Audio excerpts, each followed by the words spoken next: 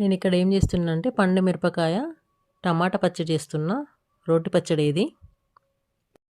ఇప్పుడు పండు మిరపకాయల సీజన్ కాబట్టి వీటితో రకరకాల పచ్చళ్ళు చేసుకోవచ్చు. అందులో ఒకటి ఈ టమాటా రోటి పచ్చడి. ఇట్లా పండు మిర్చి, టమాటా, కొత్తిమీర కోసేసుకొని దాంట్లో కొంచెం సాల్ట్, పసుపు, ఒక పావుడ ఆయిల్, అల్లం ముక్క వేసుకున్నా. ఇప్పుడు స్టవ్ ఆన్ చేసుకొని దాన్ని మూత పెట్టుకొని ఉడికించుకోవాలి. అదంతా కొంచెం మగ్గిన తర్వాత చింతపండు వేస్తున్నాయి ఇక్కడ చూడండి. తర్వాత ఒక 2 ఉల్లిపాయలు పొట్టు తీసి పెట్టుకోవాలి. ఇట్లా పొట్టు తీసి పెట్టుకున్న తర్వాత టమాటా అంతా ఉడికిపోయింది కదా, ఈ ఉడికిపోయిన టమాటాను మిక్సీలో వేసుకొని ఆ పచ్చి ఉల్లిపాయలను ఇందులో వేసుకోవాలి. వేసుకొని మిక్సీ పట్టుకోవాలి. రోటి పచ్చడి అన్నా కానీ రోల్ లేదు, నూరడానికి అంత ఓపిక కూడా లేదు. ఇక్కడ టమాటా పచ్చడికి పోపు వేస్తున్నా. ఆవాలు, మెంతులు, కరివేపాకు వేసిన. ఇట్లా మిక్సీ పట్టుకున్న పచ్చడిని ఆ పోపులో వేసి కలుపుకోవడమే.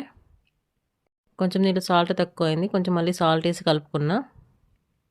పండు మిర్చితోని కదా టమాటా పచ్చడి సూపర్ టేస్ట్ వచ్చింది. చూడండి ఇక్కడ ఎంత బాగుందో. ఇట్లా వేడివేడి అన్నంలో వేసుకొని కలుపుకొని తింటుంటే ఆహా, ఇంకెందుకు ఆలస్యం, నచ్చితే మీరు కూడా చేసుకొని తినండి. దీన్ని ఆయిల్లో కాకుండా నెయ్యి కూడా వేసుకొని తినొచ్చు.